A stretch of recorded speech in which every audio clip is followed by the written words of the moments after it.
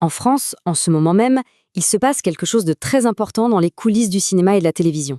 C'est un véritable bras de fer qui oppose les producteurs aux milliers de techniciens, d'artistes, de réalisateurs, bref, à tous ceux qui fabriquent les films et les séries. Et au cœur de ce conflit, il y a une question toute simple, celle des salaires. Tout est parti de ce chiffre. 0. 0%. C'est la proposition initiale des producteurs pour l'augmentation des salaires en 2025. Pour beaucoup, c'est une provocation et ça a immédiatement mis le feu aux poudres.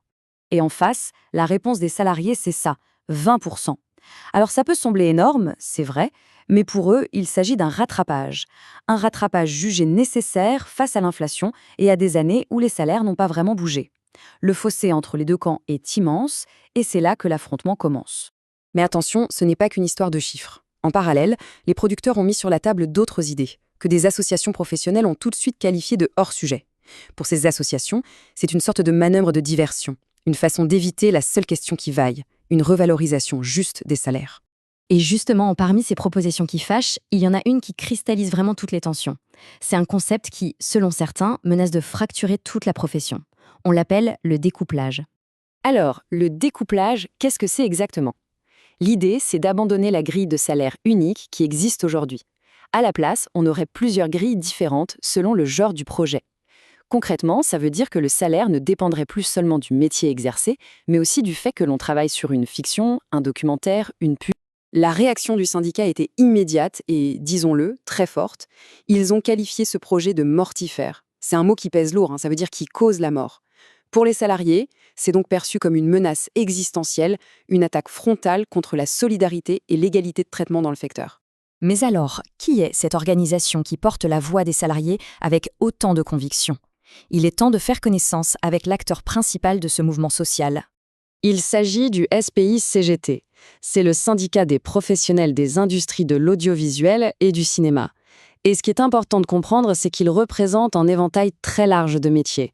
Techniciens, réalisateurs, intermittents, permanents.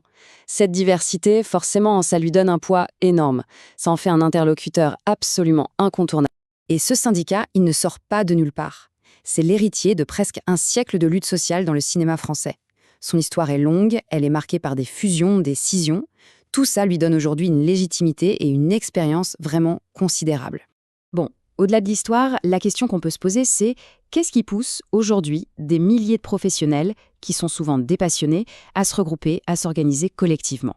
Parce que derrière les strass et les paillettes, il y a une réalité de terrain. Précarité, pression constante sur les salaires, des horaires à rallonge, des heures sup pas toujours payées. Pour le syndicat, c'est bien la preuve que la passion, ça ne peut pas tout justifier. Et face à ces conditions qui se durcissent, l'action collective, ça devient un outil essentiel pour se défendre. C'est une question tout à fait légitime, surtout dans un milieu où le réseau, le qui connaît qui est si important. Est-ce que s'engager syndicalement, ça peut fermer des portes ? Le syndicat y répond très directement à cette crainte. Et voilà leur réponse. C'est un argument en deux temps. D'abord, il y a la confidentialité. L'adhésion est protégée par la loi. Mais surtout, et c'est le point clé, il y a la sécurité par le nombre. L'idée est simple. Plus il y a de membres, plus il devient difficile, voire impossible, pour un employeur d'exercer des pressions individuelles. Ok, donc la force du nombre, c'est une chose. Mais comment est-ce que ça se transforme en pouvoir réel à la table des négociations ? Pour ça, il faut comprendre un mécanisme essentiel, la représentativité.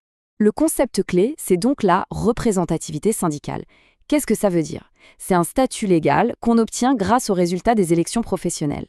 Et ce statut, il donne aux syndicats le pouvoir de négocier au nom de tous les travailleurs du secteur, qu'ils soient syndiqués ou non.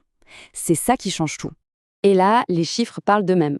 On voit qu'avec 45% des voix dans la production de cinéma et presque 38% dans l'audiovisuel, la CGT, à travers le SPIAC, a un mandat très très clair de la part des salariés. C'est ce poids électoral qui lui donne sa légitimité et en fait un négociateur incontournable face au patronat. Et c'est là que le puzzle s'assemble. Grâce à cette représentativité, les accords que le syndicat signe, par exemple les fameuses conventions collectives qui fixent les salaires minimums, ces accords deviennent obligatoires pour toutes les entreprises du secteur. Ça devient en quelque sorte la loi de la branche. Fort de ce pouvoir, le syndicat est donc retourné négocier. Mais on l'a vu, avec une offre à 0%, la discussion est dans l'impasse. Et quand la négociation ne suffit plus, il reste un autre levier, la mobilisation. Cette détermination, elle s'est déjà exprimée sur le terrain. Pendant l'hiver 2023-2024, des grèves ont éclaté pour appuyer cette demande des 20%. Il y a même eu une caisse de grève qui a été créée, ce qui est un signe très fort de solidarité et de la volonté de tenir sur la durée. Et on en revient donc à la situation actuelle. Face au blocage, face à cette proposition de 0%, le syndicat ne décide pas tout seul dans son coin, il appelle l'ensemble des professionnels à une grande assemblée générale pour décider tous ensemble de la suite à donner au mouvement. La balle est maintenant dans le camp des salariés. Au fond, ce conflit pose une question qui va bien au-delà du cinéma français. C'est un défi que connaissent bien tous les métiers de la création.